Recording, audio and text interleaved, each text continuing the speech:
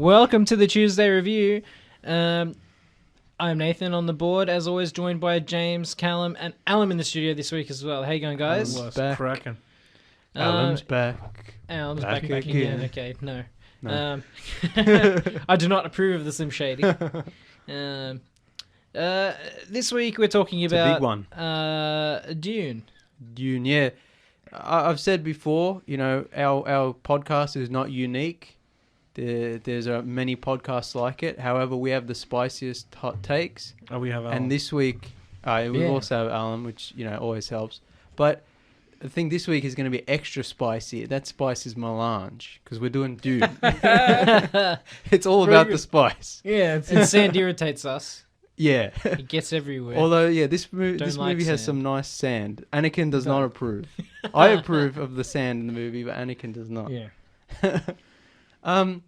So finally it came out in Australia. It's been out over a month overseas. Yeah, it's been Plus on HBO. streaming services if you live in countries that don't use binge. So yet again, studios have shown they have no idea how to release and distribute movies in the 21st century. And they wonder why movies get pirated. Yeah. When in some countries it's streaming for free included with your subscription. Yeah, months beforehand. Months before other countries. Get it only in cinemas. Still during a pandemic. Leaving people with literally no way to see the movie other than downloading it illegally. Yeah. Yeah, I mean... Because smarts. I'm lucky enough to have been able to see it before it came out the movies. Obviously, being professional movie reviewers, we get opportunities. Anyway, but it was nice to see the movie in a movie theater because the sound design. The best thing about the movie is you have to see it on the big screen. Yeah, and also the sound design just isn't there. If you're if you're watching it at home, you miss something with the sound design. Oh, you do. So it's nice to see the movies finally. Yeah, if you can go out and see it at the movies, that's. It's a good cinema experience. Look, there are some movies that they go to streaming and pictures at the same movies cinemas at the same time, and I'm like, I could just watch that at home. Yeah. The Little Things, I think, was one of them that came out fairly recently that debuted in cinemas and streaming at the same time. Yeah. You could leave that for streaming. Yeah. But a movie like Dune, you have to see it on the big screen. Yeah.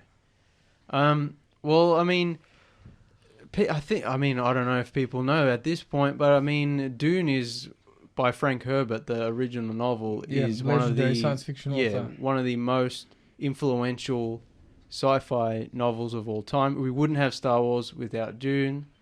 It is one of influenced Star Wars. It's big granddaddy it's of sci-fi. What Lord of the Rings is to fantasy, Dune is to sci-fi. Yeah, basically, yeah. And it's also an almost impossible book to adapt to a movie. Keep trying. And they keep trying. And there was the Alejandro Jodorowsky's failed attempt, which would have been amazing.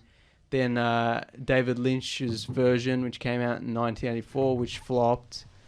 And then there was a mini-series in 2000. And it's every time, it's never up quite to snuff. Yeah, it's never quite captured the essence. Exactly. So the book, it's interesting because the book came out in 65. So just think about the state of the world in 1965. A lot different. Was it the Vietnam War that was raging in 65? Yeah. And then you get this groundbreaking psychedelic work of science fiction. And the interesting thing about Dune is some of the it's an interesting mix between science fiction and fantasy because the political system's feudal.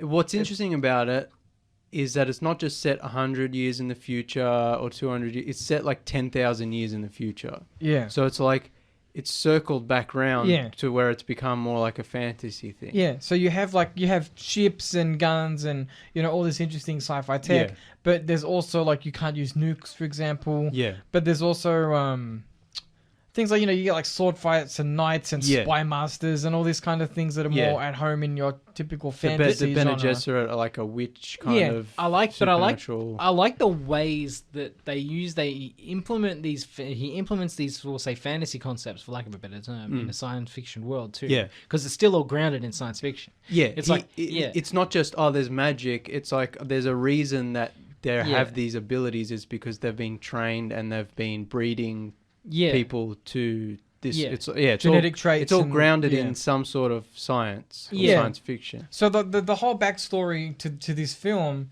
is that the Bene Gesserit witches have been for millennia trying to breed like a kind of superhuman figure they Yeah. call. Kwisatz Haderach. Yeah, I'm not gonna say It's that. a hard one. Yeah, It's like And so some that- sort of messiah. yeah, a messianic figure designed to unite the universe. Yeah. And the whole point of the story is this could potentially be Paul, the central figure of the story. Yeah.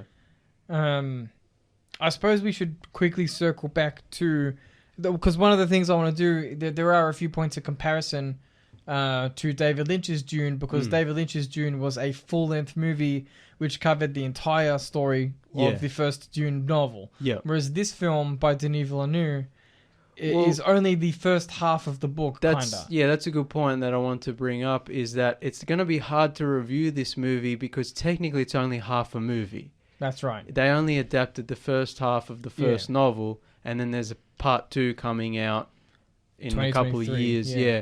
which will finish off. So it's like the movie doesn't really have an ending. It just kind of stops halfway through, Yeah. and then in a couple of years they'll finish off the story. It's not even like It Chapter 1 where it kind of had a resolution, Yeah. or like Kill Bill was one movie cut into 2, but Kill Bill 1 kind of had a resolution. This It's is just like a straight cut, yeah, almost, Dune yeah. 2021, it just kind of ends, and you're Yeah. like, what? Yeah. So So it was a very, it's gonna be bold hard. decision. yeah, especially because there was no guarantee that they were going to make a second one, which is Weird. weird. Yeah. But it's like we kind of have to mention it's going to be hard to review this movie until the second part comes out. Yeah. But we'll do our best to talk about what this movie does do. we've got a bit to discuss. Another thing that's going to make this movie hard to review is the fact that at least Callum and I are very biased. We've both read the first 3 novels. Like the Paul arc, kinda. Yeah. Like personally, I'm a big fan of the David Lynch version, even Me though too, it's yeah. not a great adaptation. I also love the 2000 miniseries, even though it was made in 2000, like Sci-Fi Channels, like the production is pretty terrible.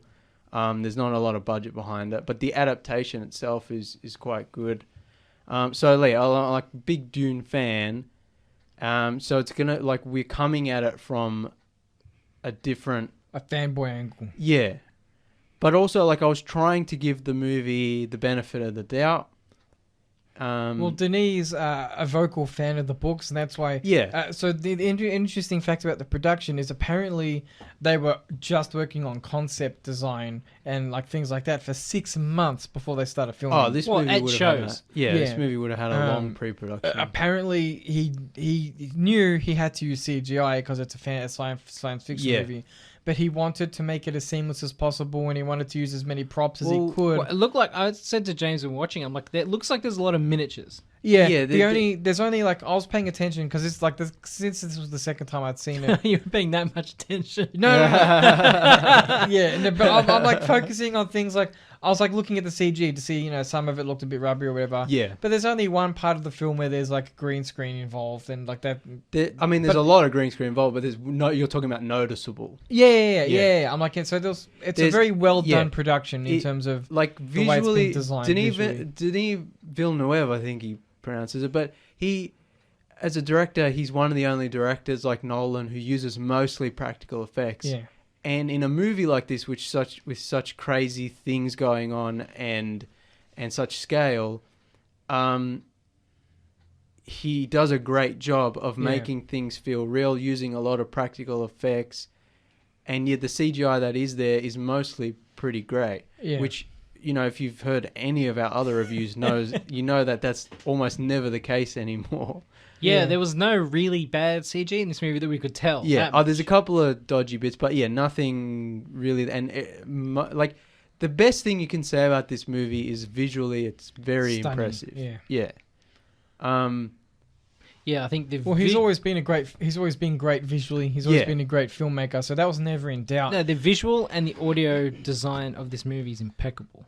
Although I will say I didn't like the score very much. I think it's an interesting score, but I think they should have leaned into the more psychedelic kind of. I think thing. Hans Zimmer, who worked with Denis on Blade Runner 2049, and that movie I didn't like the score either because it was just purely like atmospheric and like just percussive blasts and loud Brahm noises. Yeah.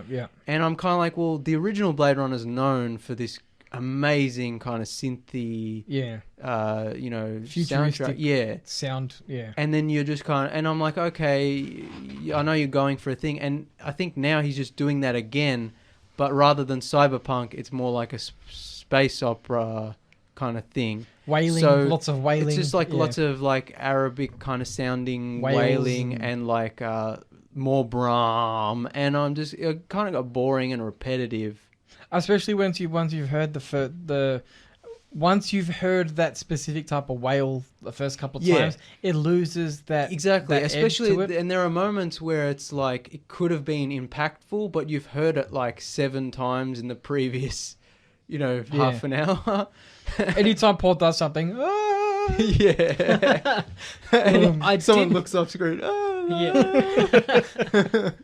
I did like the sound effects that played when Paul failed to use the voice, and he kind of failed, and it was sort of like there was something different. So, like, one thing I really love about the Lynch version is the voice, like the Bene Gesserit kind of way of like controlling people using like pitching your voice in a certain way. In the Lynch version, it has this cool like double tone thing where it's like you can hear multiple voices of differing volumes, and it's really cool.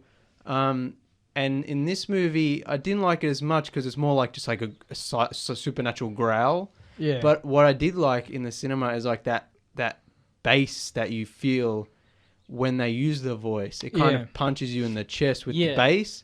So it does give that sense of like, oh, this is a power that can infiltrate your mind and control you. I think penetrates. Like there were certain scenes where I feel like I felt that effect more than other scenes where they're just like kind of like yelling, and actually, it's like I think the last time they used the voice, it's just like Rebecca Ferguson's character Jessica is just kind of screeching in a supernatural voice. And I was like, oh, they kind of lost me there. Some of it's like really, as you said, it's really good and like the bassy and kind of like almost muffled. Like some of it, it's like not muffled, but like especially like the first time, it's like there's that delay. Oh, that was a really cool like spatial effect. But by the end of it, it was just kind of like loud, sort of semi-demonic sort of screeching. Yeah, exactly. The sound design's really awesome in this film. I actually said to Alan when we were watching the movie, there's a scene when the head of the Bene Gesserit Order comes to visit on Arrakis. Caladan, I'm sorry. Yeah. And it's raining. Yeah. And, like, I know that there's 3D audio in a lot of films, but it's not always that noticeable. But I noticed the rain you could hear from the speakers in, like, all directions around. And you don't always get that type of defined 3D audio from all the surrounding channels. All the Marvel movies have surround sound, but it's like, when you're watching it, it's just loud noises you don't really notice. Whereas this movie... I could really hear the rain from the surrounding channels. And it's well designed. The sound design is... really interesting, I think that, like, that's... Before we start really crapping on the movie, which we all enjoyed, but have problems. We have to break it down. We'll have to. But before that, I think the best thing you can say is just the visuals and the sound. Pretty top notch. Production wise, it's good. Yeah, you can feel the Denis love. He knows what he's doing in terms of that when it comes to filmmaking. Like, for whatever faults we might find with this film, he does love the property, and I think you can feel that. Yeah, like even he definitely is trying to cherish the even when he stumbles in the adaptation, you can tell he has love for the book. Just the use of practical effects, the designs of things, like for the some most of the part. The ornithopters. Yeah, the ornithopters are great. Like, there's a scene where Paul and is it Duncan or Jessica, they go into an ornithopter. Yeah. And it's like, you can tell they built one, right? It's just a shell when or they whatever. go in the storm, It's just a shell of a copter or whatever. But you can tell that like it's there. It's not just it's not just like a door and the rest is CG. Yeah, they do a really good job. Or it might be CG, but they've done it really well. I don't know. when they take off, it's CG. Yeah, they like did when it's build stationary. They did build yeah. ornithopters to scale. Yeah, and what's great is when they are flying, it's like they used helicopters to blow up the dust, so that then they just replace the helicopters with CGI, so it looks like a real thing taking off. It's just visually it's very well done. Design-wise, costume design and sets, it does have that Denis Villeneuve like sparseness to it, which I can take or leave, but it is really nice. I think the best thing visually is the scale. Yeah. Dune is always about things like the ships are huge, the planets are huge, the galaxy is gigantic. Is supposed to have it's bigger than Star Wars' galaxy. Like there's trillions of planets that are. It's hard to get this, especially with filmmaking. It's hard to get scale right. Yeah, like in terms of sizes of ships and sizes of this, and like they get that right in this movie. Like we'll say the stations that are like outside the planet, and the guild ships. They're absolutely humongous. Yeah, and they're like they dwarf anything you can think of. And I think. And you just see tiny little ant-like ships that are really massive. Yeah, and they sort of... You see, that's the great thing, is that you see Paul and his family get on this giant Star Cruiser. Yeah. Bigger than anything you've seen in like a Star Wars movie. And it takes off, and then it gets to the guild ship, and it's just like a tiny little speck of dust. Yeah. So I think I think that's one interesting thing that separates Denis from David Lynch's. Lynch does have that scale as well. It's just not as huge, and obviously he didn't have CGI, which makes it even more impressive what they did with models and matte paintings. And what I was going to say is that the interesting thing about Lynch's movie is the amount that he actually shows the audience about the Spacing Guild and like the people in the tanks and that type of thing. He doesn't demystify it, but he shows. So Lynch's version is a very creative, imaginative interpretation on the book. But he kind of shows his vision for what all this should look like. Yeah. Whereas Denis, he doesn't really show the Spacing Guild. He doesn't really show space flight. Like that's better in our imagination that it remained mysterious for now. I'm kind of on the fence of that, because on the one hand, he's being true to the original novel by not showing the navigator and not showing the travel. But on the other hand, I think one thing I love about Lynch's version is he took the navigator who debuts in the second novel, and showed how he traveled through space, how he folded space and time, or navigated. And it's a really great scene. And I understand why Denis didn't put that in there, but I think it would have been cool to have... Because in the novel, when they get on the ship, Paul is like, oh, I wonder where the navigator is. And I think Hawat is like... Oh, no one's ever seen a navigator. Like they're mysterious, and he kind of explains to Paul. And I would have liked a scene like that where they explain the mysteriousness. Yeah. But then again, it's like, do you want that exposition dump at the start of the movie? You don't need to talk to him. He's just high on spice the entire time. Like he doesn't speak your language. Hey, they're drinking and driving. They shouldn't be doing that. They're doing drugs and driving. But I thought it's the future, like in Futurama, how robots need to be a certain level of drunk. Yeah. Well, it's like the navigator's like, he doesn't know you're here, man. He's spaced out somewhere. I assume that the movie opens in a really interesting way. It opens with a quote from a character, and it's like a dreamy kind of non-English Should we announce? voice. We haven't really spoiled anything yet. No, have we? Spoilers for Dune. I assumed that was the navigator narrating to the audience at the very start. You remember it has the black screen, and then it comes up with the text, something about dreams. Oh yeah, because I think that's just taken from the novel. I don't remember. But it's spoken in a really interesting way. Yeah. And I'm like, maybe that's... Because I thought to myself the first time I saw it, I'm like, I wonder if that's like the navigator. Yeah.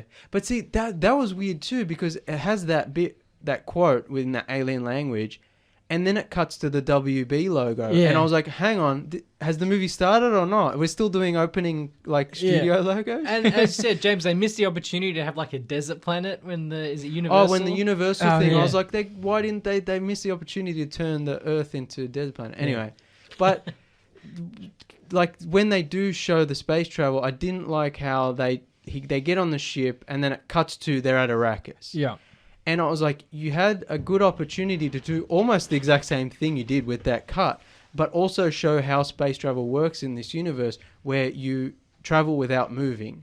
Yeah. So I think it would have been cool if there was a shot of Caladan, Paul's home world, with the big guild ship floating above it in space, and then snap cut, and it's all of a sudden it's the planet Arrakis, Dune. Maybe the and ship warps a little or something. Yeah, it warbles, but the ship hasn't moved. And the planet, all the stars are different.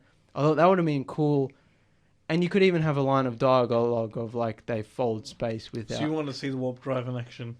You could even use that strange... But like I said, without showing the whole Lynch thing, because I know Denis wanted to stay true to the novel. So you don't have to go the full thing of showing the navigator and the folding of space. You could even do the strange alien dialogue to be like, I fold space, or... No, whatever, you don't need to do that. But yeah. But I think also this is another thing in terms of the adaptation, which maybe we'll talk about a bit later, is that Paul is the perfect character because he's young and naive and curious. And so the whole first book, or the first half of the first book, is him learning from his teachers. And the movie tries to do that, and it does that. It does the minimum of that, of having exposition and characters explain things, and he watches those educational holograms. Which is really cool. Yeah, which are really cool. But I feel like you don't really get...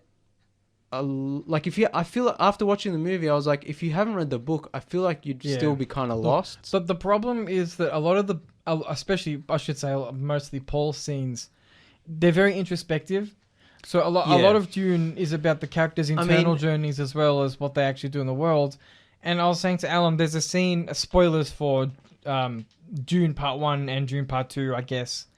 Potentially Dune Part 2 spoilers. Yeah. There's a scene after they arrive on Arrakis where Leto and his crew plus Paul decide to go and investigate a spice crawler. Yeah. And the issue is that there's a worm approaching because the worms, who are like the dominant creatures on the planet, they sense rhythm, which is what the spice crawlers generate a rhythm or whatever, and they always come for the trawlers. So the issue is that there's the helicopter that comes to carry-all. The carry-all that comes to rescue the trawler, as they normally do, has a broken arm, so it can't pick up the trawler. The problem is that Paul goes on the ground to help rescue some of the crew. Yeah.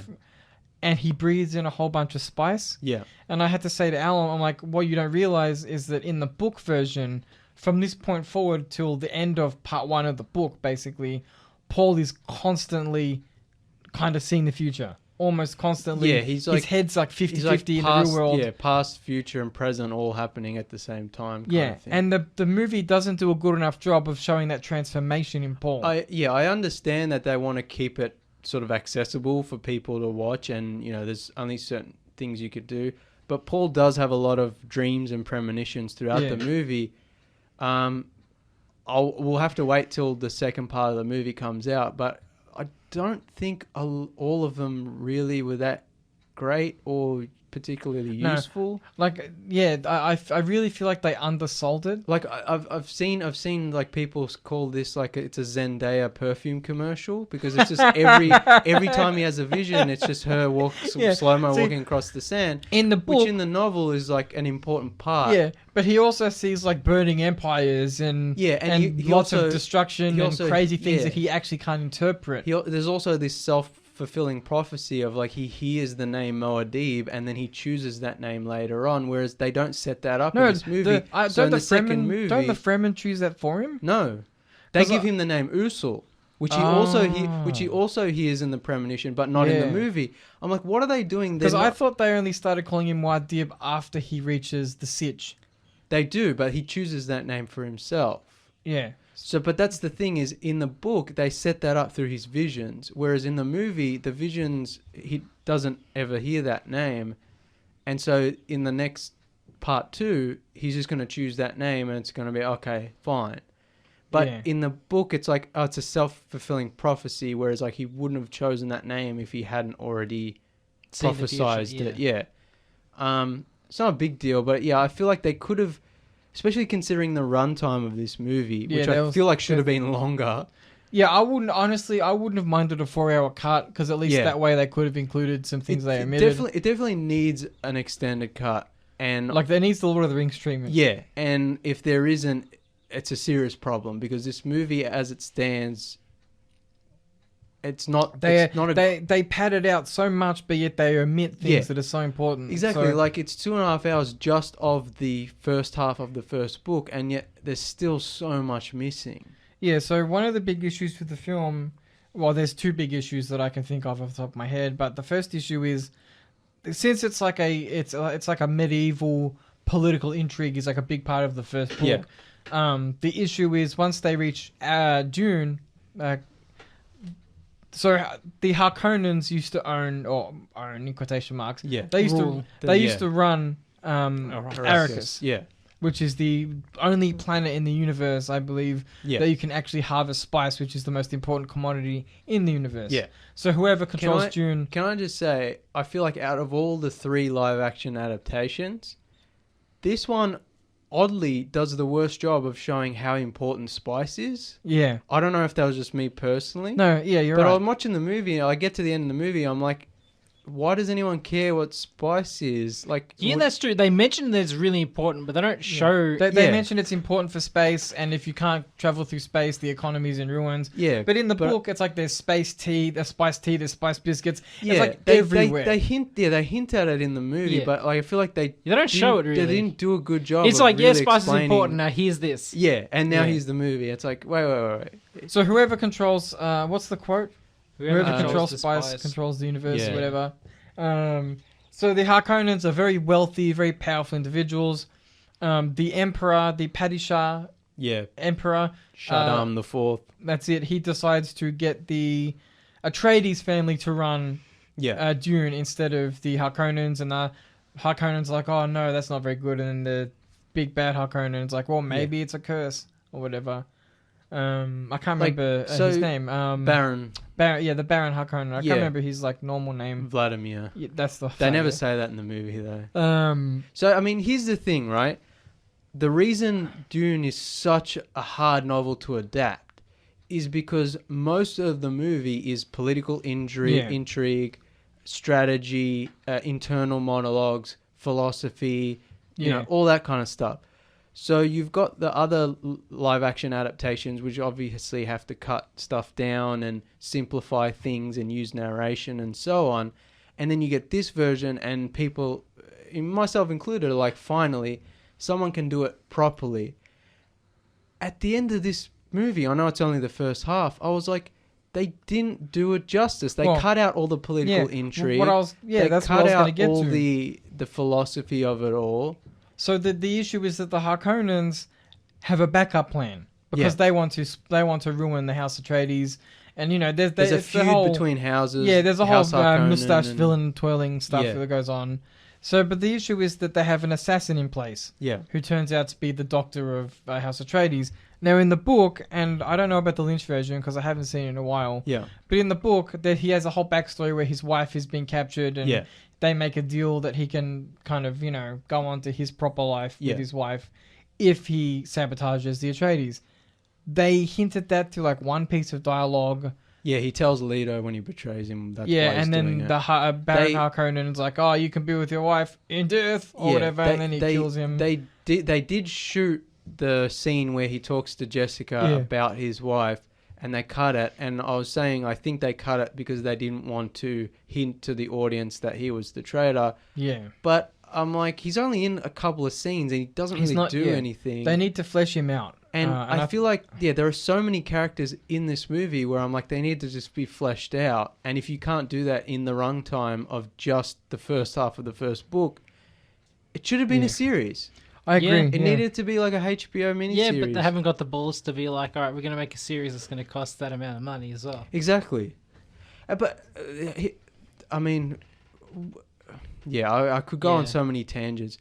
Let's kind of, like, I'll finish up on just a couple more things that I liked about the movie before because I think after this we're going to fully delve into the problems I have. Like I said, scale. I think the way the worm... is shown how big it is. Scale is this movie's biggest strength. Yeah, I love how huge the worm is. I loved the use of different languages, even though I had no idea exactly what people were. They don't read in English, which is excellent. Yeah, so I like that. because language is a very, very important part of the book. Yeah. And I like that even though the movie doesn't really get time to explain things, it's there and it builds the world. What makes Dune such an interesting story, and I understand that. So, in the book, when I read the book, I imagined most of the Fremen as being of Middle Eastern appearance. Yeah. Because I always describe the book as a post-Islamic Middle Eastern fairy tale. Because the religion in the book has its roots in Islam, but it also has its roots in more like other Abrahamic religions. The thing with Dune, the novel, is it's so far in the future and it's so well constructed and researched by Frank Herbert, the author, that it's like, although the Fremen, the natives of Arrakis, do have like a Islamic kind of vibe to them. Yeah. It's been so many centuries. The culture's changed. That Islam doesn't really exist, and there are all the religions have kind of merged and then separated again. You get the Orange Catholic is like the Orange Catholic Bible, and like the reigning kind of thing. The Zen Sunni, which is like I guess a combination of Buddhism and Sunni Islam. Well, the interesting thing is like they're like the Fremen have interesting cultural Middle Eastern influences. So like for example, they celebrate Ramadan. But not like the moon cycle Ramadan, not like the other religious festivals associated with it. Yeah. So you're reading the book and they drop all these interesting words and there's like little tidbits of world building that he like laces through the books. Yeah.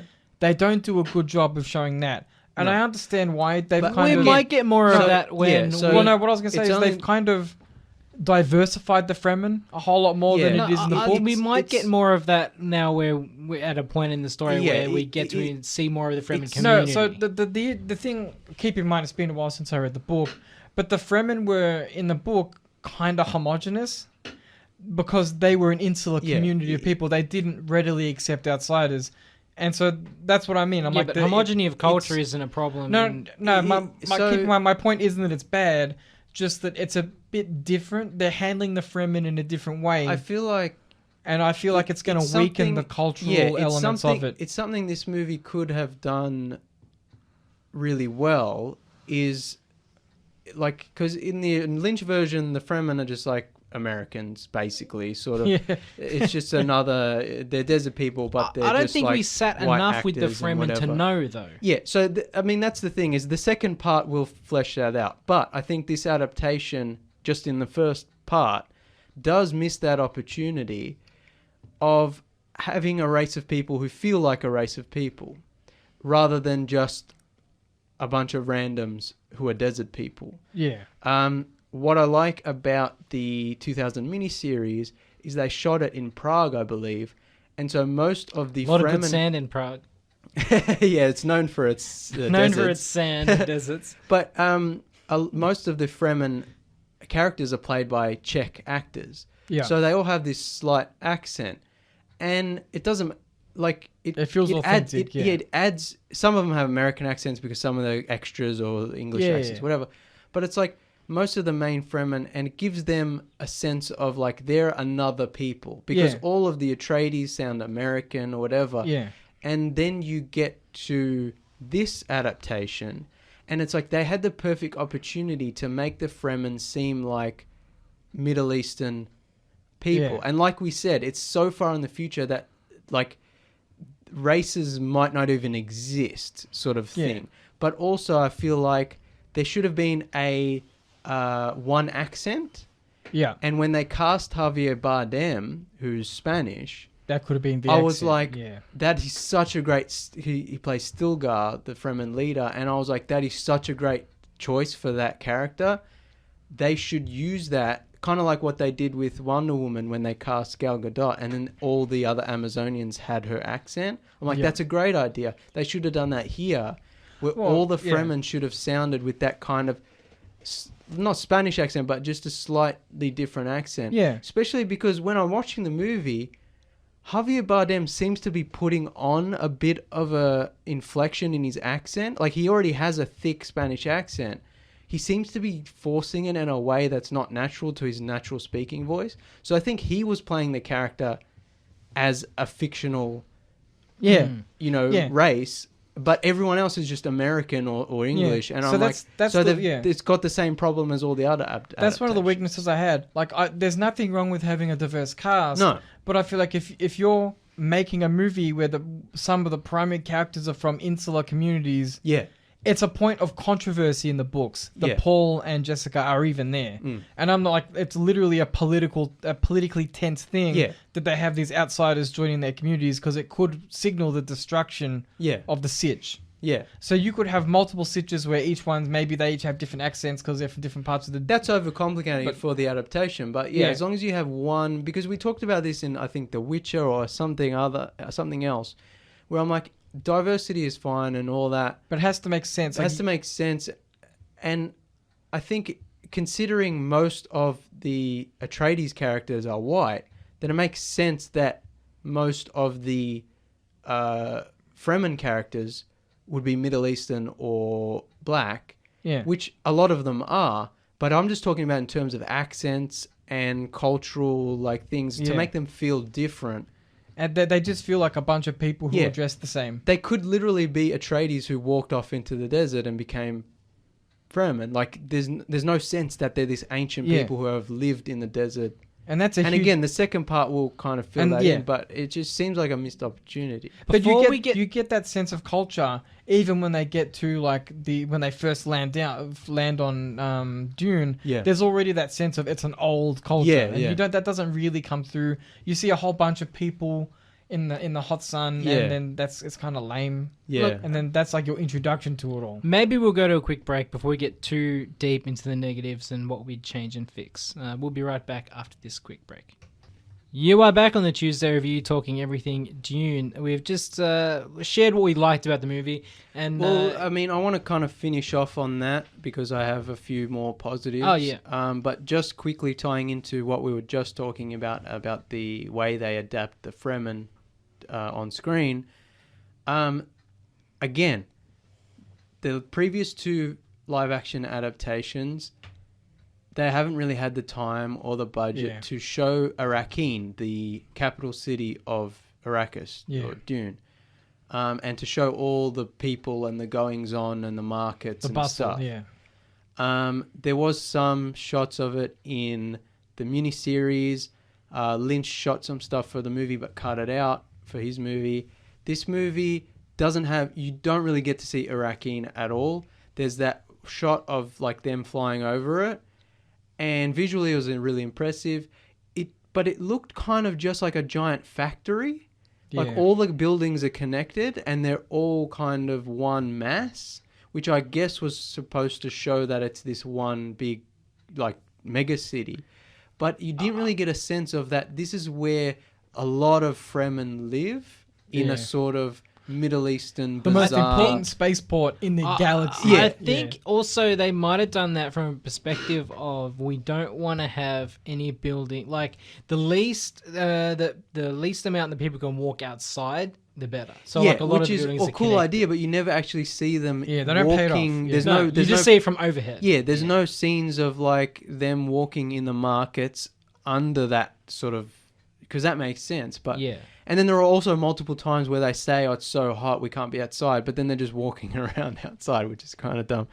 But yeah, just finishing off on the positives. I do, Callum, I don't know if this is dumb, but I liked how they represented the glow globes. Yeah. In Dune, you don't just turn on the lights. It's like there are floating orbs of light. Yeah. I liked how they did that. I like the finger signaling. Yeah, the Atreides battle language stuff. And I like how they, like we said before, with how they use the languages, even though you don't really get a real idea of what they're speaking when they're speaking it.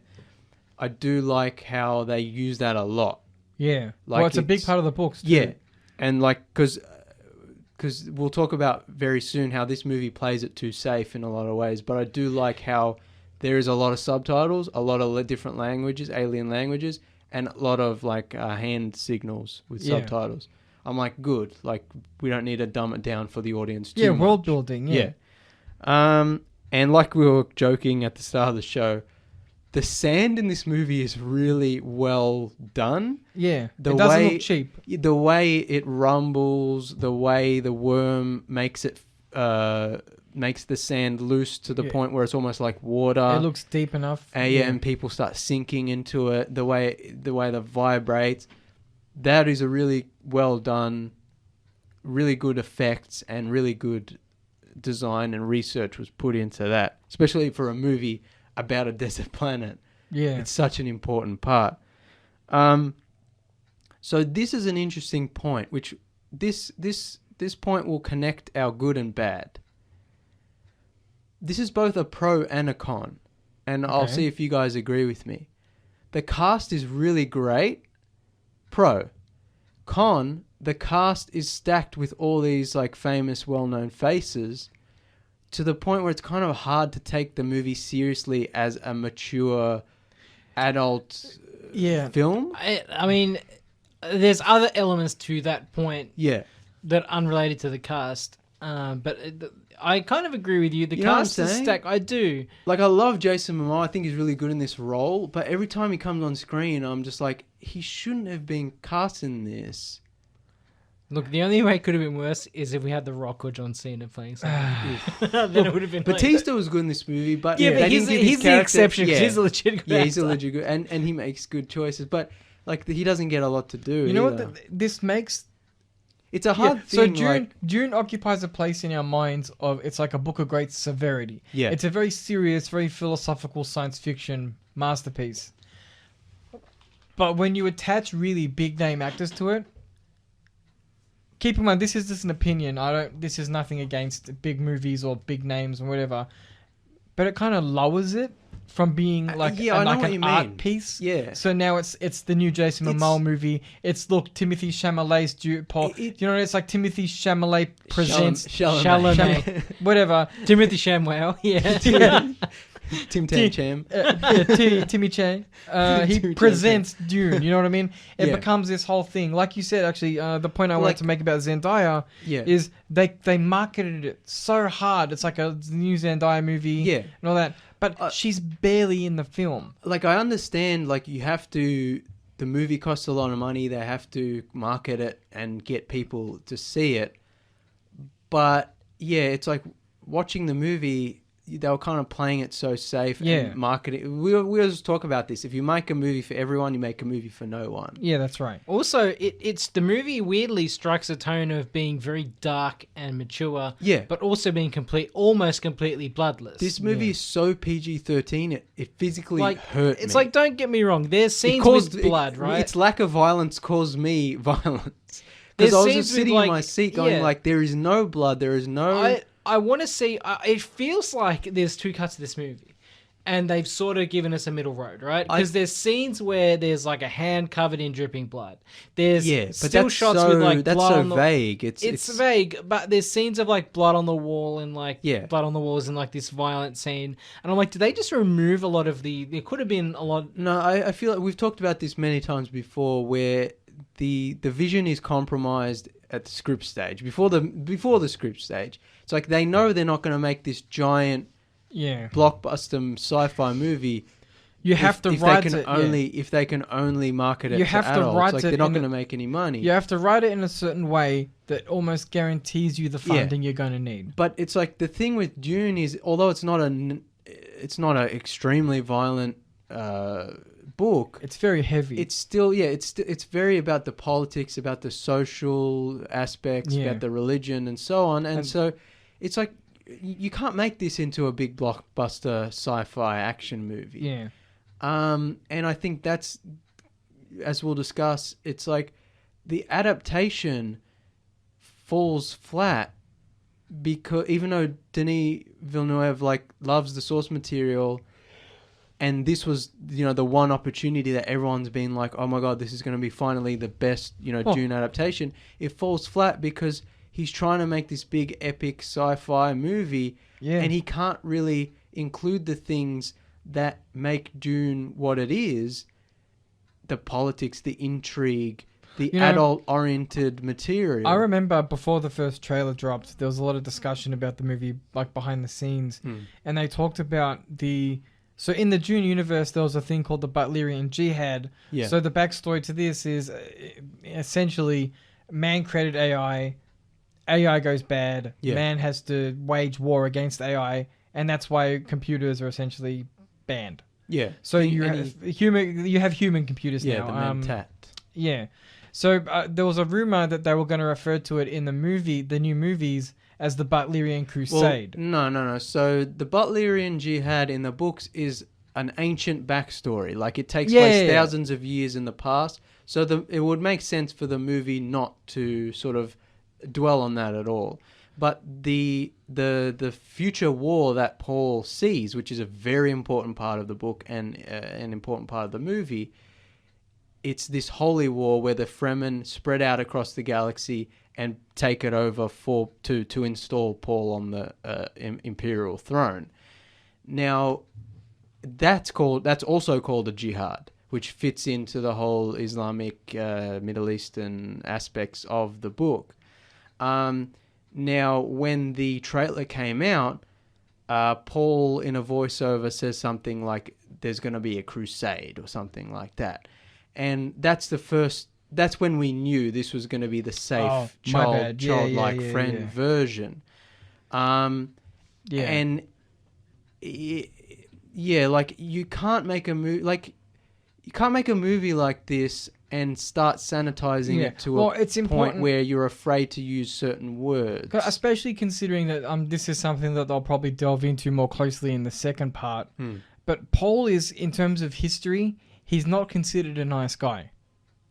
Yeah, which, like, for the first book, you don't have to necessarily worry about that because it's not till the second book when the jihad actually happens. But in the first book and in this movie, he does have visions of the war that is coming. He knows it's going to be bad. And that's a scene I did like in this movie where he starts freaking out and he's like, "There's going to be blood in the street." Turn me into a monster. And he yells at his mother, like, "You turn me into..." I'm like, that's a great scene. I don't want to be Space Hitler. But it's like the movie's so bloodless and obviously has some restrictions in terms of budget when you do see those visions, they're not particularly grand. Yeah. I mean, there is that shot of him on Caladan overlooking his soldiers, which is pretty cool.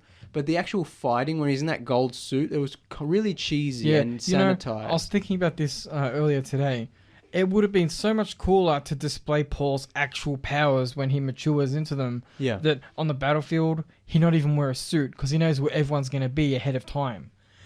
That would be interesting. So he's the only one not in armor. Yeah. So the thing about Paul Atreides and the Messiah he becomes is that he more or less can read the future perfectly fine. Yeah. And that's his big power, as well as the voice, like all the other Bene Gesserit. Yeah. He's like the male Bene Gesserit, plus he can look into the future almost perfectly. Yeah. So that would be an interesting way to highlight his abilities, because they don't really do that this much in the film. That's the thing, is like this movie, again, it fails in the adaptation. It had the perfect opportunity to be the Dune adaptation. Yeah. But at the end of the day, this Dune is so hard to adapt. It needed to be a series. Yeah. And the movie we get is fine, but it's lacking so much in terms of characters and that political intrigue and so on, that it's like, well, it's not Dune anymore. Yeah, it's you know, like it's such a big part of what makes, because a lot of what the novel, what is good about the novel, is the internalization, the politics, the whatever. I keep repeating myself. But it's like, so if you make the movie and that's gone... What have you got? You've got just a generic plot of like guy gets betrayed, has to run, escape, and join... Default Messiah science fiction story. Yeah, has to join the bad guys, and not bad guys, but you know, has to go native and then overthrow And I'm watching the movie, being a big fan of the novel and the previous versions, and I'm like, well, I understand what's going on. I can see where this is going. But if you're just a Joe Blow in the audience, like, it's a very...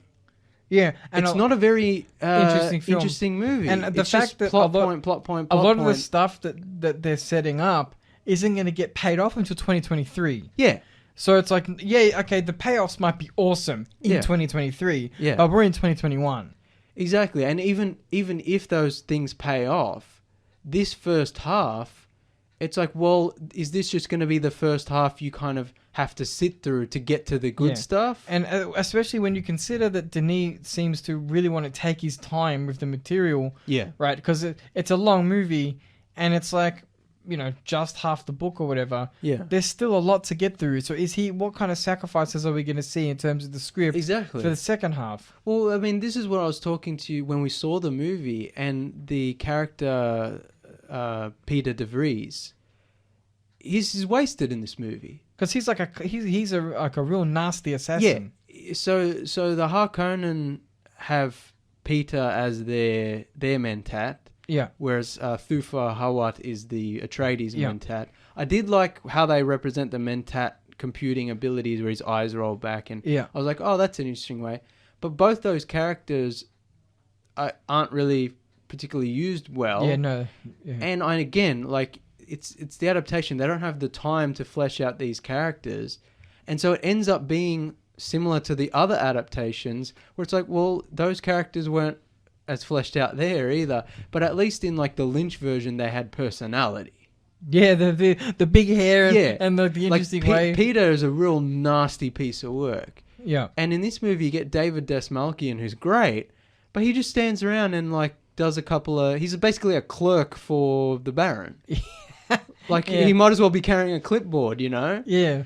Like, he's not nasty, or there's no strategy. One of the problems I have with this movie is in the book, and maybe not in the Lynch version, maybe a little partially, but especially the miniseries. Baron Harkonnen is not just a big, fat, scary bad guy. He's also like a master strategist and a politician. And I completely understand. So the interesting thing about the Baron is that he's all about excess in all ways. Yeah. So it's food, it's wealth, it's power. Yeah. But he also enjoys the company of young boys. Yeah. Now that's, to me, that Herbert did that to make him gross in the He's supposed to be sense. hedonistic to but like he represents malice. Yeah. And that doesn't really come across too much in this. He's obviously a villain, but making him look ugly is not the same thing as giving someone malice. This version, not just with the Baron, but all the other characters, it kind of flattens them. It zaps out the personality. It removes dimensions from them. Yeah. All the characters lack a certain personality. They're all kind of the flat one note. And the book is written in such a way where it's, I won't say Shakespearean, but it does have that, like, everyone does speak in these kind of... I would allow Shakespearean. Yeah, it's like everyone does speak in these kind of not monotone, but, you know, like, there is a certain way of speaking. There's like a little... It's like lilting's the word. It's very regal and old-fashioned. Well, it's interesting. So the dialogue's very stilted in the book because it's supposed to be this kind of fairy tale type story, and a lot of the dialogue... When you say it out loud in 2021, I guess kind of sounds lame. Yeah. And there's only a couple times where that type of dialogue is properly used. And I personally think it's great. But I understand that people who might not be too into it... Like, they make this adaptation. It's supposed to be modern. It's supposed to be for a wide audience. So I understand they use some more, not colloquial, but more modern language. But that's also a risk whenever you're adapting a book, right? As well, because things read differently. But it's like when you're reading that kind of old way of speaking, it ties into, this is a world I'm being transported to. This is so far in the future that we've kind of circled back, and it's become like a Lord of the Rings kind of the way people speak. Now you've got this movie which modernizes it, and you'd think that would automatically go, this is going to be easier to follow, more interesting. But because you don't have the characterizations and the internalizations you do in the book, and because the characters in the movie they're all very flat, and then they don't have a lot of personality. Yeah. The way of speaking doesn't matter because they all end up being kind of flat and samey. So what I find interesting is, like, people throw around the term unadaptable all the time for this book. Yeah. Only because no one's ever really got it right.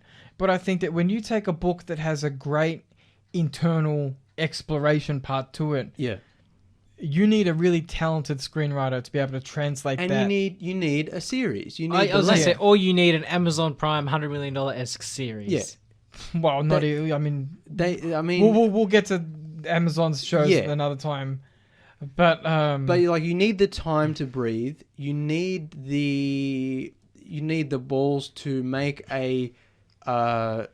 something that is not for everyone. Yeah. Look, but see this. Okay, so one more thing. This movie. So for the last 10, 20 years, like movies have needed. American movies goes from PG-13 to R. There's no middle ground. And every time a movie comes out, I'm like, they're playing it too safe. They need to, make this a bit more mature, a bit more whatever. This is the first movie in a very long time where I'm like, they need a PG-15. Yeah. They need something that's not all the way R. But a bit more blood, a bit more of an edge to it. Just a bit. Yeah. Like, this movie was playing it so safe. It was silly, yeah. It was silly, especially for this kind of movie.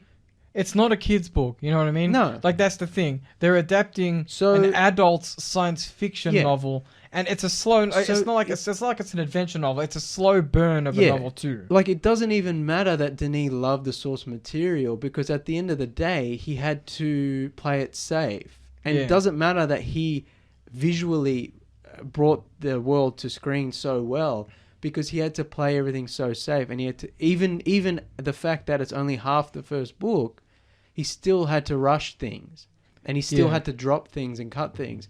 And I'm like, well, so this is nowhere near a definitive adaptation. No, it's not. It's definitely not. It's a shame, because, like, I mean, we all enjoyed the movie to an extent.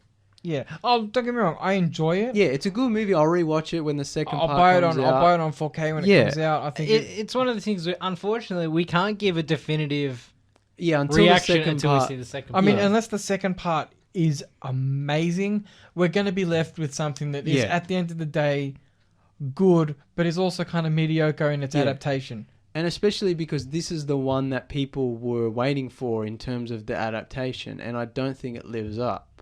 No. Yeah. You know, like, this should have been the one.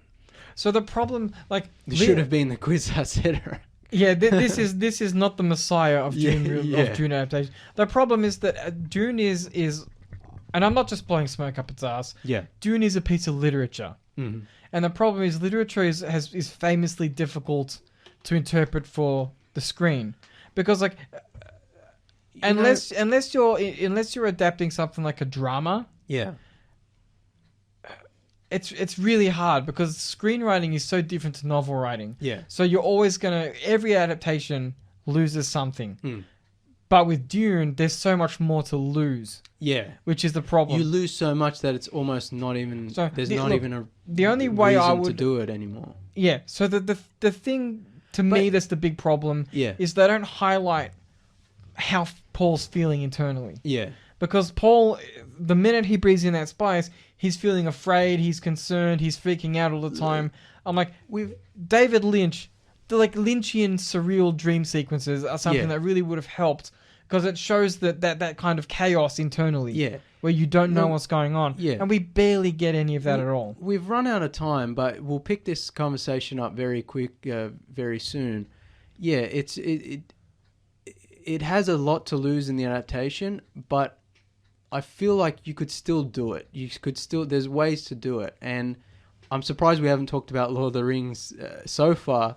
But I think when we come back, we'll kind of compare the pair. Yeah. We're out of time for the live portion, but the podcast will continue normally. And for everyone, no one's listening live, but if you are, thanks for listening. Check out the podcast. Yeah. You're back on the Tuesday review, talking all things Dune. There's too much sand in the studio at the moment. Yeah. The movie is a bit coarse in that way. It's rubbing us the wrong way. So, it's hard to get sand out once it gets wedged in. I mean, it's like I said at the start, it's like we are, or at least I am, very biased. And it's like I enjoyed the movie, but it's like, considering the other adaptations, I'm like, this one is just another one. Yeah. It's not the definitive one. Yeah, that's right. And when we talk about definitive adaptations, we always talk about Lord of the Rings. We've talked about it many times over the years. It's not very often the lightning strikes perfectly. Now, I will say that did have the luxury of being the first live action adaptation of Lord of the Rings. So in that sense, it was lucky because you didn't have anything else to hold it up against. Yeah, except for the animated stuff. Whereas Dune is like the third live action adaptation. So it's like, okay, if there was no other live action adaptations and this was the first one, I would probably enjoy it a lot more. But it's not. And it's all the adaptations. A lot of the other adaptations have the same problem that this. Yeah, but this it's funny one has because the a same. lot of adaptations, the other two adaptations, I should say, they do things in a really interesting way. Like there's a pro to each of them. Yeah. But I feel like this movie we're talking about doesn't really have those elements that made the adaptations great either. The pro for this new version is probably just the production and the visuals. Yeah, the budget. Yeah, exactly. But other than that, it still has the problems in terms of adaptation that the Lynch version does. Obviously not as much. And the miniseries obviously had more time to flesh things out, so it was better in terms of adaptation, but the production was lacking because of the budget. But yeah, Lord of the Rings, as we discussed in our reviews, was really lightning in a bottle. Like, it's hard to explain to people like why they're so special and why they'll never happen again. Yeah. And I was trying to think, and I couldn't really figure it out in my mind. But I'm like, how did they do Fellowship of the Ring justice in 3 hours, just in the theatrical version, not even talking about the extended? And yet this movie couldn't do in 2.5 hours of just the first half of the first book. Couldn't do it justice. Now, they're very different books. Lord of the Rings and Dune are not comparable, similar. Yeah. But I'm like, there's got to be a way, right, to adapt, because it is an adaptation, so you have to change things. And that's what Peter Jackson did so well. I mean, look, Dune is more... Lord of the Rings is a very simple story, told in a really fancy way. Like Tolkien knew what he was doing. But like, Tolkien doesn't really focus too much on the big internal turmoils. Yeah. It does, but not all the time. Yeah. So, there's like large sections of traveling, which I suppose is easier to adapt than someone, having a psychedelic episode. Yeah. So I can understand. Like, Lord of the Rings is not political in any way, or there's no real discussion about religion or society. But I suppose, that being said, Denis has an advantage in that he's already seen what's come before. Exactly. He can build off of it, where Peter Jackson had to kind of just make it up as he went along. It's also like, it's an adaptation of the first half of the first book. It's only 2.5 hours. I'm like, why isn't it 3 hours with a 4-hour extended cut? Just do the Lord of the Rings treatment. And then you've still only got the first half. And so there's no way, like, you don't have to cut anything out. Yeah. Or, pretty much. Yeah. But again, studios are never going to do that ever again. And so we got really lucky with Lord of the Rings, which is one of the many reasons why it is the definitive adaptation, because they're never going to do anything like that again. No. Yeah. And I think Dune really needed that treatment. If they were going to do a movie and not a series, they needed to do the 3-hour adaptation with the 4-hour extended cut. You would have had to cut a lot of stuff out and streamline things, but... it boggles my mind that they didn't just let him have both parts immediately. That they were like, well, we'll wait and see how it's the first one does. Could you imagine if there was no second part to this? Well, no one would ever watch it ever again. Like, what's the point? Yeah, it's not even a movie in itself. It'd go in the bin. It's like watching the first half of Fellowship of the Ring and then turning it off. Yeah, it's like they made Fellowship of the Ring, but we can't guarantee you'll see the end of the but journey. at least Fellowship of the Ring has an ending. They get to Strider and then the movie ends and that's it. You'd be like, what was the point of that? I mean, I guess I know that Lionshead, was it Lionshead? Lionsgate. They were in financial troubles, and there was this whole thing where if it doesn't do well, we won't actually be able to have any money at all. Yeah. So like they might have folded completely. So there was this whole. But they shot all 3 movies at the same time, so it's like. Yeah, I'm saying that like the Dune thing. Yeah. It's like there was some financial uncertainty to Oh, begin talking with. about Dune, yeah. Yeah. So I can kind of get it, but at the it's same like, time, why only do the why first bankroll half? one? Yeah. Like why didn't they go to a different partner We talked about this, I think, in last episode, where it's like it's not about making movies, it's not about art, it's not about storytelling, it's about money, and that's understandable on one hand, but on the other hand, it's like you can't just make half a movie. Like, especially considering that Blade Runner, Denis Blade Runner 2049 didn't do well financially. No. It did well critically. A lot of critics loved it. Yeah. Not really us. No. But other critics did. Yeah. But it didn't do well financially, and Denis said it nearly ruined his career, and he was lucky. So I guess I can kind of understand some executive being like, I don't know, Denis. Yeah, they're not going to go the whole way, but they are going to take a bit of a risk. But like we talked about this, it's like they need to take more risks. They have more money than God. Yeah. They, cut a few million off of one of your crappy animated movies that no one's going to believe. Yeah. Although they make money, I guess. I was going to say, take a few $1 million out of Shang-Chi because you don't spend it anyway. Yeah. But anyway. Yeah, I mean, this movie I think cost less than most of the Marvel movies, if not all of the Marvel movies. And I'm like, the budget's on screen here where it's not on the screen in any of those superhero movies. Look, in terms of the adaptation, there's so much missing. Like we said, Baron Harkonnen in the book, he's a strategist, he's a politician. Yeah. They remove that. They remove his personality and they just make him a big, scary guy. They remove his sexuality, which, again, to sanitize it, to make it more safe. They could just make him. They could just make him ravishing people. It doesn't even have to include underage people. It could just be just excess. Yeah, you know what I mean. Yeah, he could always be surrounded. By harlots. That's why they need the PG-15. You don't have to go all the way with it. The book doesn't go all the way with it. It's just hinted. Yeah, that's right. He has this weird incestuous obsession with his young nephew. Yeah, who's not even in the movie. Who will be in part 2, but like I was telling you guys the other night, I'm like, that's going to be weird when he just rocks up and he's like, hello, uncle, and it's going to feel like a joke. And of course, in the David Lynch version, it's played by Sting, which is a massive... Oh, yeah, in the metal bikini. Yeah. I mean, honestly, like, this is not a joke. That scene in that movie... Amazing. It like adds points over this movie. Yeah. This movie has no fade. That movie has sexy Sting fade. 10 points to David Lynch. Absolutely. But yeah, like also a big part of the Baron's plot is like he's going to get the Emperor's Sardaukar, the dreaded Imperial soldiers, who are the best fighters in the galaxy. Yeah.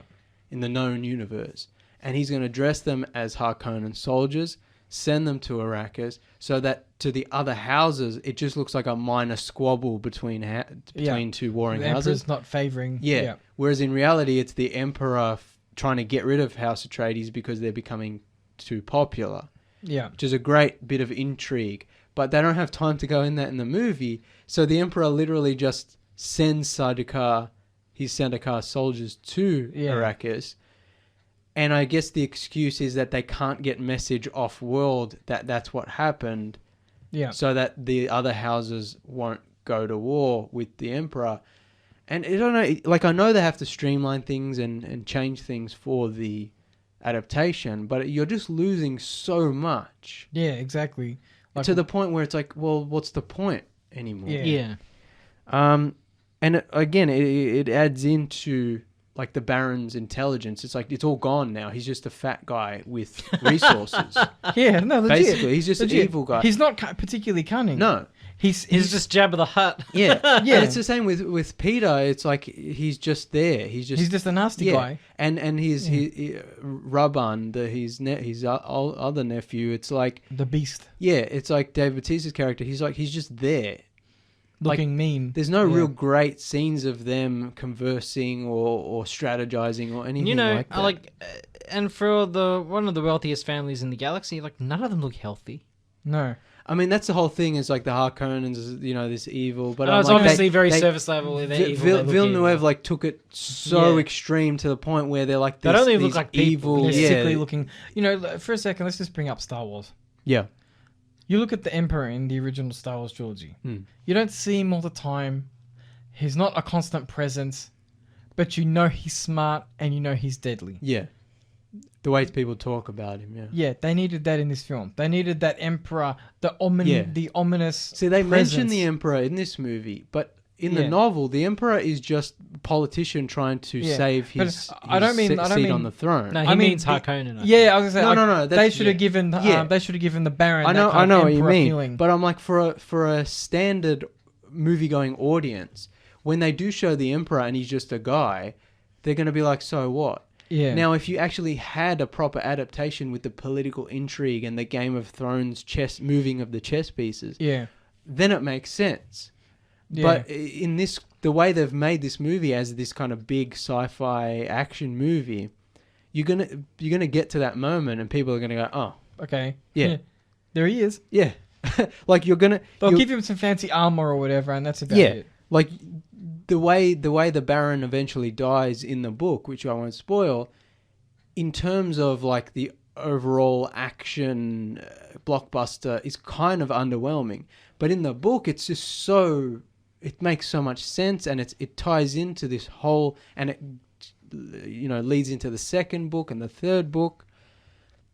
But it doesn't make sense for a big budget live action movie. So it'll be interesting to see what they do with the second part of the adaptation. They also cut out, we were talking about Dr. Yue before, they cut out his backstory, but more importantly, they cut out the whole traitor subplot. In the book, the Atreides know there's a traitor working for the Harkonnens. They don't know who it is. Hawat thinks it's Lady Jessica, and so there's this whole thing of like, I'm gonna get you. Like I know your loyalties lie with the Bene Gesserit and not Duke Leto. Yeah. It's this whole thing, and everyone's like, it can't be Dr. Yue because he's got this imperial conditioning. Yeah. Again, the movie doesn't have the time to go into this. It cuts out the banquet scene, which I think was shot but cut out, which they really needed, and so it gets rid of all the interesting political machinations and back and forth. And should have been a TV show. Yeah, exactly. Yeah. Again, like we were talking about Eternals a few weeks ago about how, yes, it should have been a TV show, but what we got was quite interesting and was ambitious. And yeah, it didn't perhaps work out, but it was more interesting to watch than Shang-Chi, than Black Widow. This movie, similarly, amazing movie to watch, visually, whatever. So different from anything else out right now. So much more in line with what sci-fi movies used to be. Yeah. But still, like, it's lacking so much. One thing I want to add while I can still remember it, I'm sorry to derail this slightly. One of the positives, I will say, is this movie doesn't have a whole lot of humor. It takes itself seriously. Yeah. And to me, that's a big positive because we live in this age now where all the big movies, all the big sci-fi adventure movies and the fantasy adventure movies, they have to be full of this Marvel JJ-esque Marvel humor. Even Star Wars, the original Star Wars has humor because of the way characters interact. Yeah, it's not like they're not comedy movies. Yeah, the prequels have no humor because George Lucas can't write dialogue at least. The sequels, the Disney movies, they went full overboard into MCU jokey joke. They became slapstick. That's right. They became self-parody.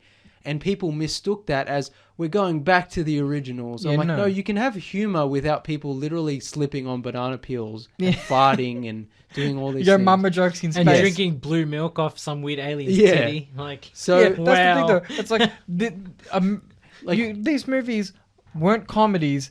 They were adventure movies that had humor. Yeah. Whereas big budget movies today have become space comedies or whatever. Because when you have your mama jokes in space, I'm sorry, you've lost me. Yeah.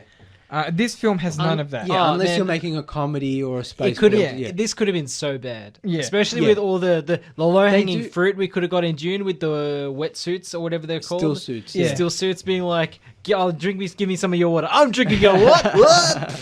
Spits the water out, offends an entire continent. It could have been so much worse, man. Like, there is a bit of humor, like with Jason Momoa and Josh Brolin,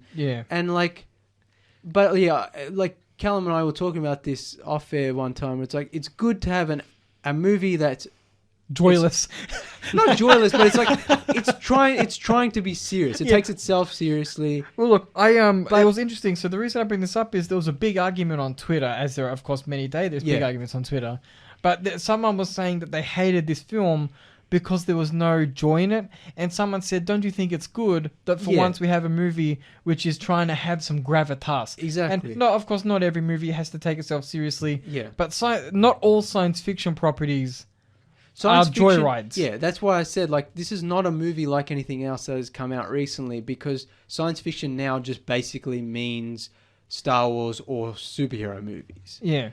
You know, it's good that this movie is taking itself a bit more seriously, is a bit more mature. But as we discussed, the adaptation lacks, and it's playing it so safe that it ends up It's a wasted adaptation. Exactly, anyway. yeah. I mean, God forbid they try and adapt 1984 today. Can you imagine that?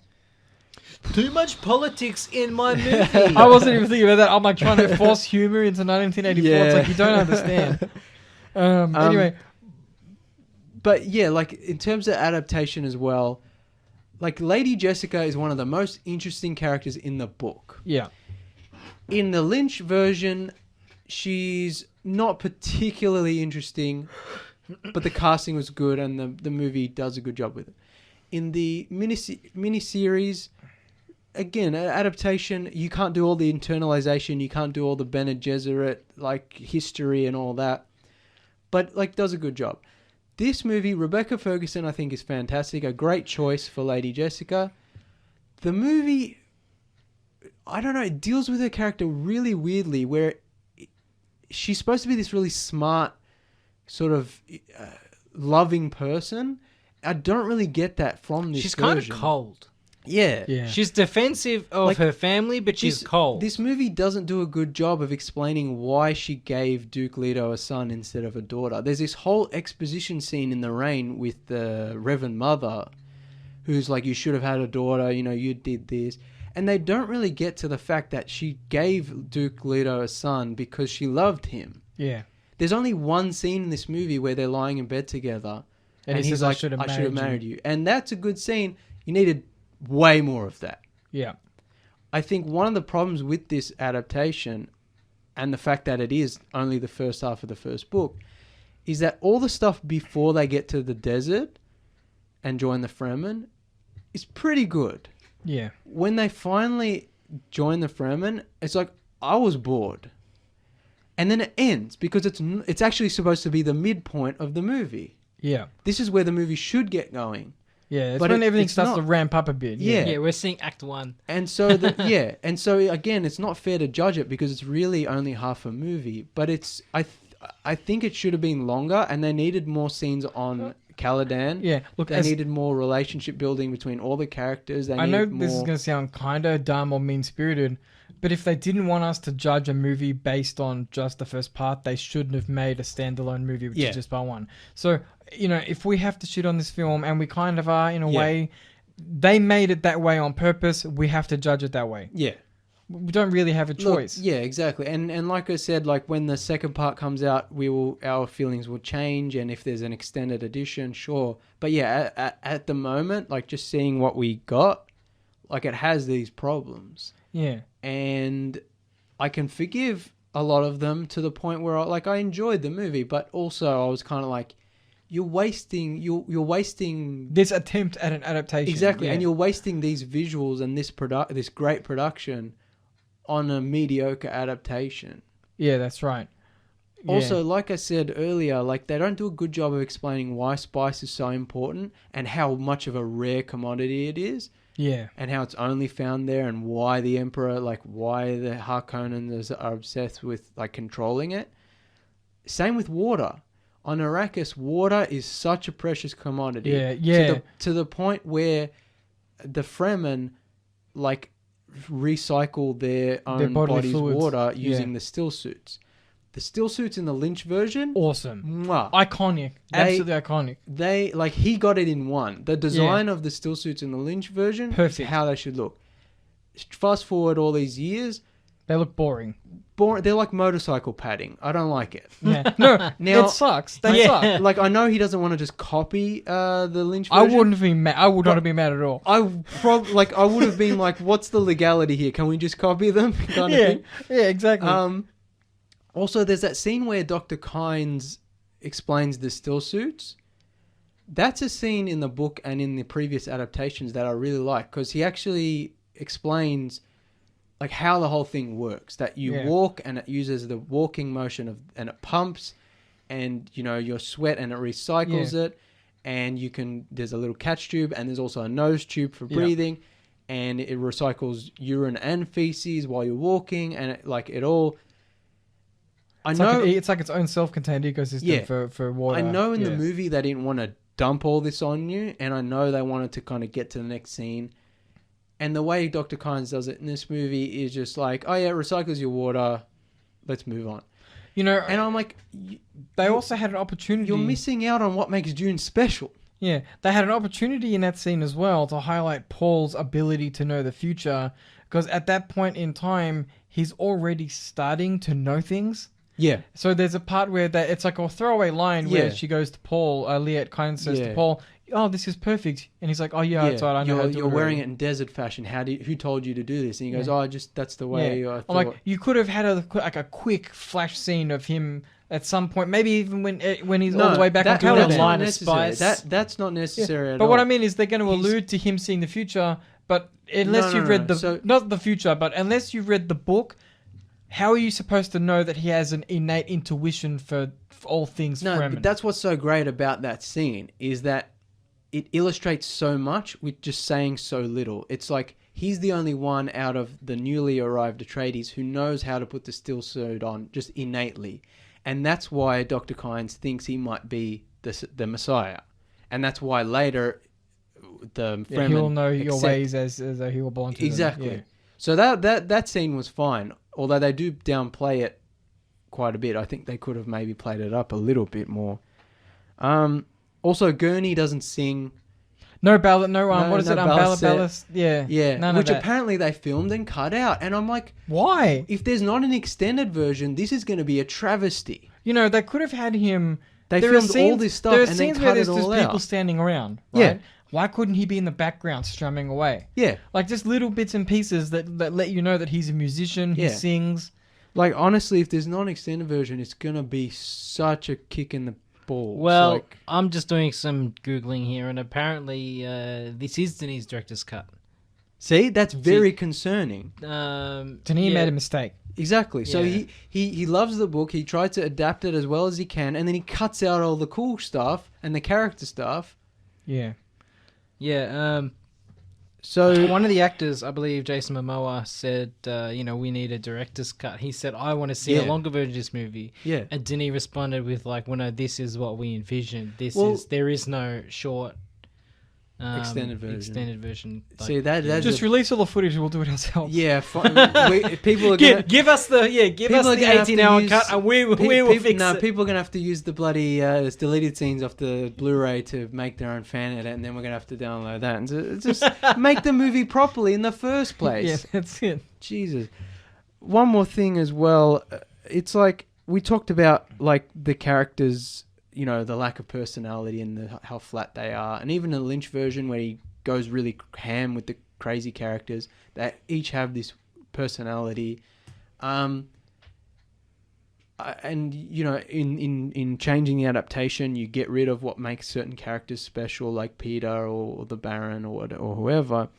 And I think there needs to be a level of melodrama to this kind of movie. Now, the book is not really melodramatic, but like we said, it's got that Shakespearean element. Yeah. So it is a space opera. Yeah. It's not a space adventure like Star Wars, but it is a space opera, and the fact that there are all these key players, these kings and queens, from across the galaxy. It's this Game of Thrones thing of there needs to be a bit more theatricality. Not to the point where it's camp, but a bit more.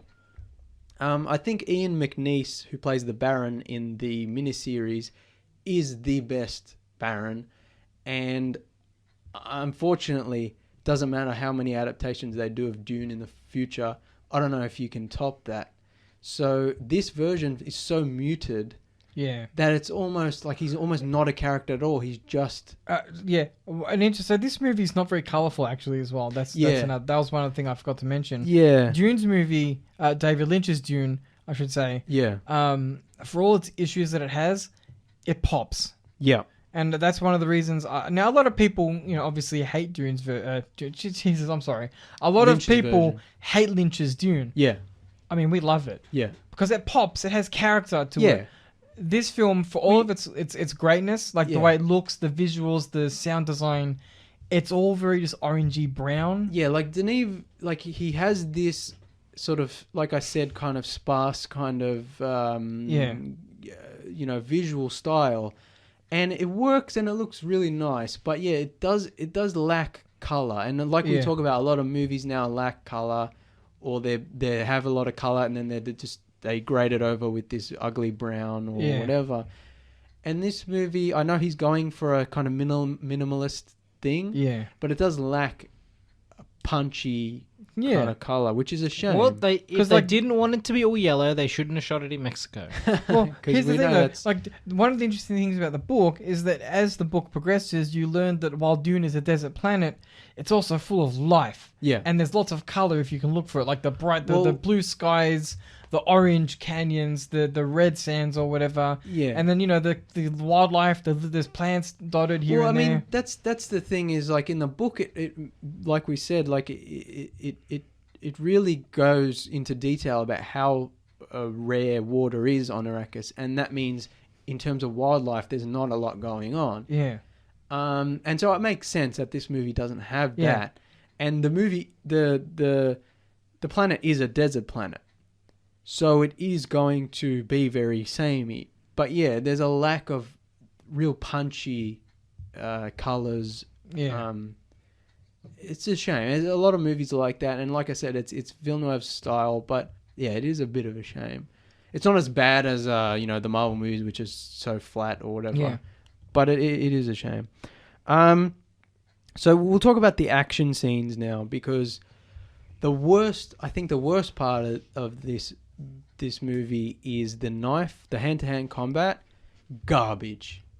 Just terrible. Very quick. It's literally like two people standing in front of each other, like waving their hand, like holding a knife and just waving their hands in front of each other. Has Denis done? I'm not excusing it, but has he done many movies with, like, we'll say, vigorous hand-to-hand combat before? I mean, he's done some shooting movies. Sicario had great shootouts, but in terms of hand-to-hand, is this just a thing where he's just like, well shit, I don't know how to do this?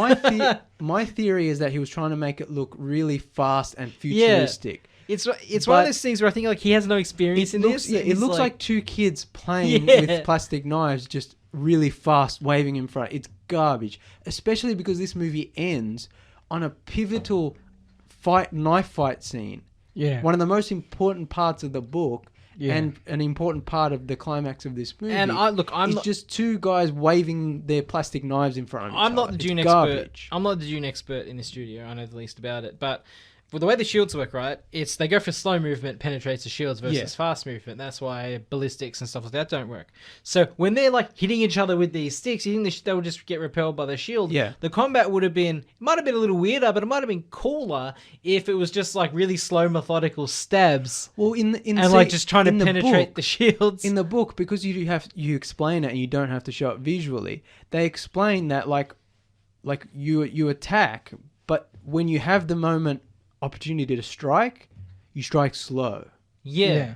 So there's this one thing I really like about the book, which none of the adaptations have done well, is that when he's training with Gurney at the start of the film, and they're training with the shields and the knives, and Gurney shows him like the slow knife penetrates the blade, the slow blade penetrates the shield.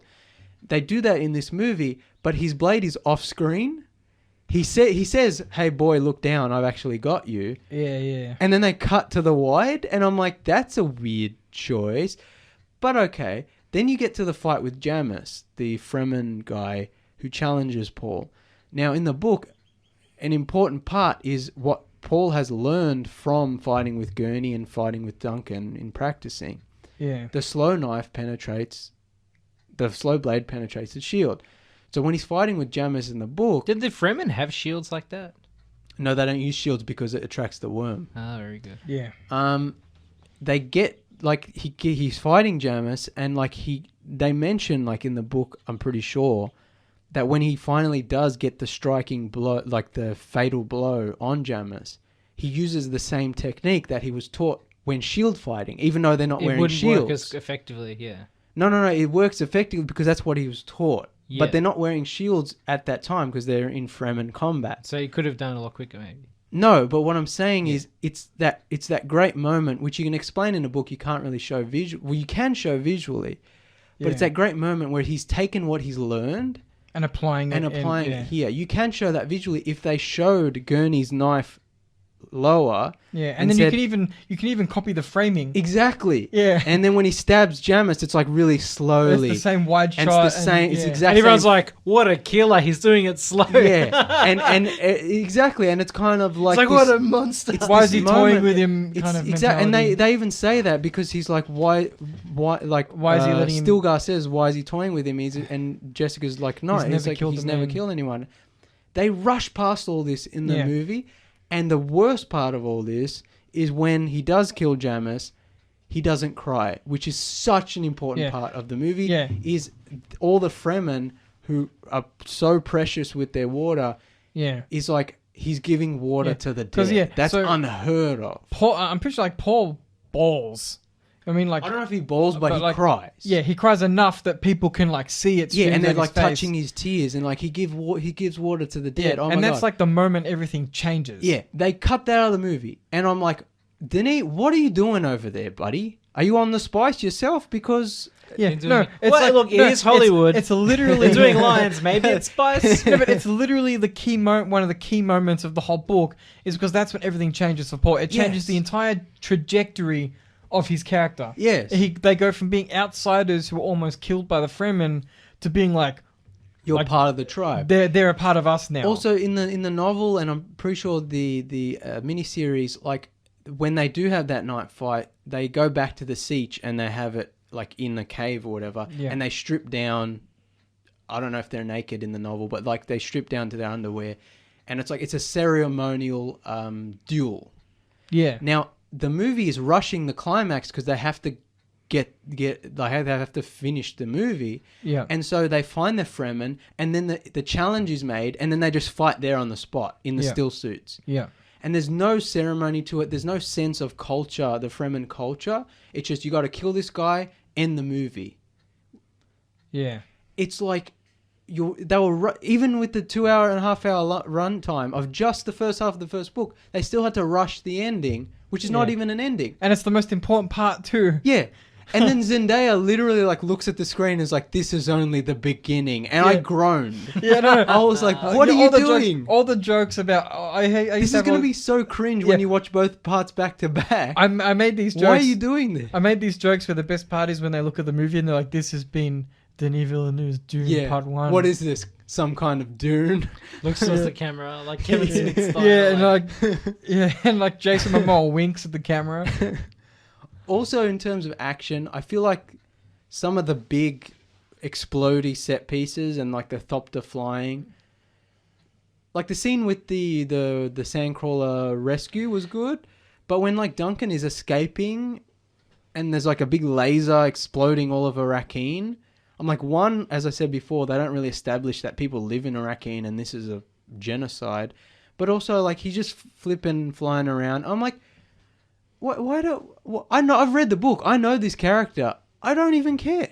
Yeah. How do you expect a person who's never read the books to care about what's going on when he's... Yeah, it's funny. So they don't give Duncan enough time. Yeah. And especially when you consider that he's one of the most pivotal characters in all the Dune books. And in like all the main Dune books. Because he's in the first one, he's only in a small part of it, but he's very important in the overall canon. He's a huge part. But it's not that. It's like the fact that there are these big battle scenes, and that's when I cared the least.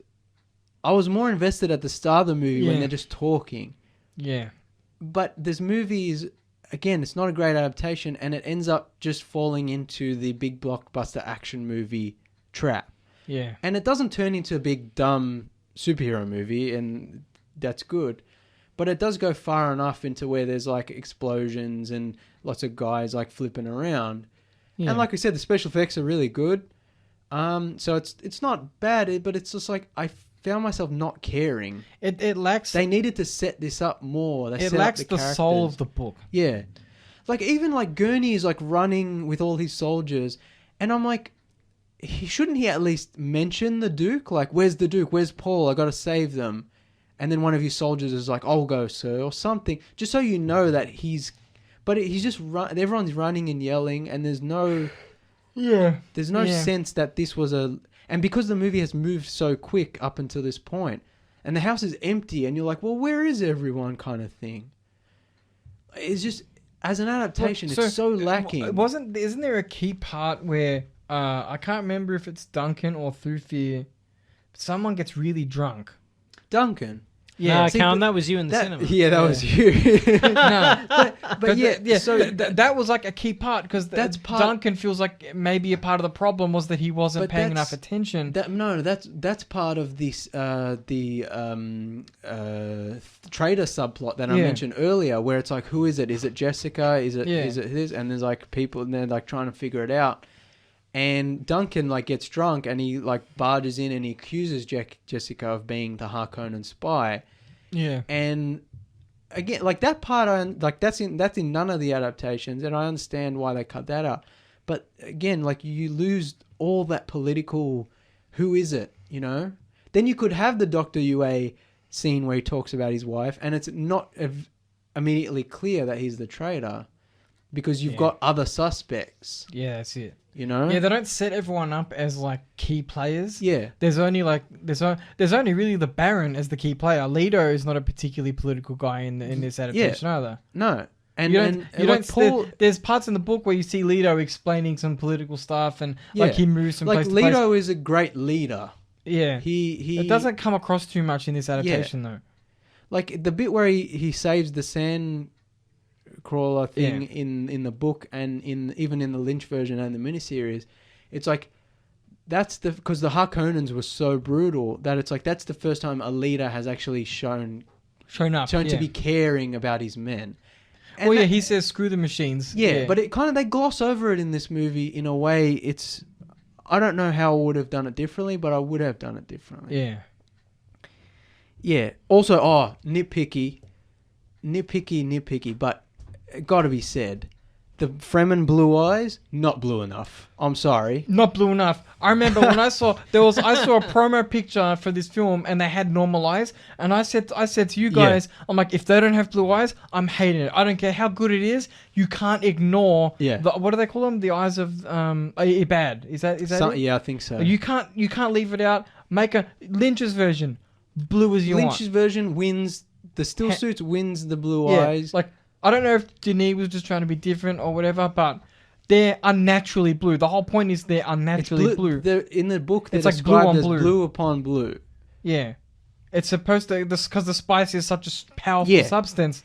And they don't explain that in the movie of like spice is in everything so much that Fremen ingest it so much that it changes their physiology and it extends that. They mention it briefly at the start when that's something that I think we might get more of in the second part. Yeah, but like... It should have been laced already. What's the point of this movie if it's not setting those things up? Again, the problem is there's no point to this movie until we get the second. That's the whole problem. Even when we get the second part, even if it's the best second part ever, I feel like rewatching the first part leading, like as one movie, is going to be kind of boring because you're like, all right, let's get to the good stuff. Yeah, that's right. But you can't just start the second part because it's only the second half. Like, you know, like it's a weird... Yeah. I don't know. Also, we talk about this a lot. We talked about it in the last few weeks. The nighttime scenes are too dark. Yeah. The way they shoot things now, too dark. Yeah. They shoot them really brightly and then they digitally dark them down. I liked it when movies shot movies in the nighttime, but they used some sort of source of lighting to simulate moonlight or some sort of other light source so you can still tell what's going on while it still looks like nighttime and not like they're faking it.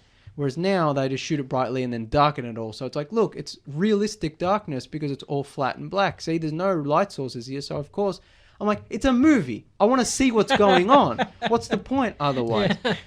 Now, this is something we kind of briefly mentioned with, I think, Shang-Chi, where it's like, this is the way they make movies now with digital color grading and weird 3D choices. Yeah. Another problem, which maybe we'll talk about in another episode, is that when they project it at the movies, the projector, like, because each movie has a different, like, brightness of that you should play it out. But when you go to the normal cinema, they're just going to chuck it on. They just push play, they walk away. So there's no real care in taken in projecting the movie, which is a problem why they're often too dark. Also, I'm pretty sure the bulbs on the projector, they want them to last longer, so they dim them. Yeah. Or at the very least, they dim themselves over time and they don't replace them until they're blown out because it costs too much money. So that's a part of it. But it's not the real problem, because when you watch them on 4K at home on your HDR TV, still looks too dark. Yeah. You know, yeah. you know, that's just something that's more of a problem with a lot of modern movies. Yeah. But it's something I noticed watching the movie, which mostly looks really nice, but it's just, yeah. I think we got through everything, surprisingly. Yeah, smashed it. I'm sure there's other things, but yeah, like we'll have to wait and see how we go with part 2. Yeah. I'll be honest though, I mean, this movie is good. It's far from definitive. It's weird. It's disappointing because we've only got the first half, Yeah. and the first half can only do so much. And I feel kind of dirty because when we always talk about movies aren't good anymore, they need to be more smart, they need to do, and then a movie like this comes out and it's like, oh, this is something for us. And when it doesn't hit, It's kind of hollow. yeah, it's like it's a real shame, because like I feel like I should be loving this movie and should be praising it. And there are a lot of things about it I like. It's a good film. It doesn't live up. You know, it's just such a shame that we couldn't get part 2 in like January. Yeah. You know what I mean? Because then They really should have shot them at the same time. Yeah. That way they could have done a lot. Yeah, and they really needed at least 3 hours minimum. Yep. With a 4-hour extended cut. Denis, listen to this episode. Please release. Oh, this He hasn't listened since the Blade Runner episode. That's still we're salty pretty on much all out of time, everybody. Yeah. Thank you for listening. Please like and share the Tuesday Review Facebook page, the Twitter, the Instagram. Contact us if you want to contact us. Tell us how you felt about us how you Dune. feel about Dune or any Read other the book movies. if you haven't.